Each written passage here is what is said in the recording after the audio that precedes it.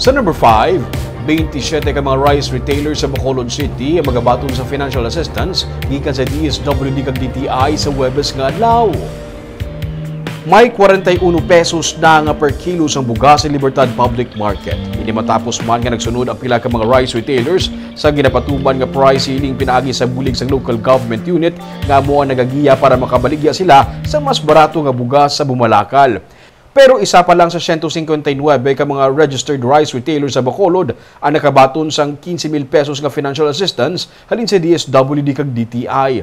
36 naman ka mga rice retailers ang natagaan sang ayuda sa pila ka mga banwa ug syudad sa probinsya. Sunod sa kay City Administrator Attorney Pacifico Magharit III na tala na ang liwat mag-release sa ayuda ang ahensya para sa kapin isa kagatos ka mga rice retailers kag may 27 diri halin sa Bacolod City. Kinatanaw naman ni Mayor Albi Benitez nga sa parayon nga pagdubo sa presyo sang bugas, kadungan sa pagsulod sang local supply sa bugas, mahimo nga sa madason nga sinemana mag-stabilize na ang presyo kag hindi na kinahanglan ang price ceiling sa produkto. We have to get the list from DTI, but I would assume most of them are from the 3 main markets of Bacolod.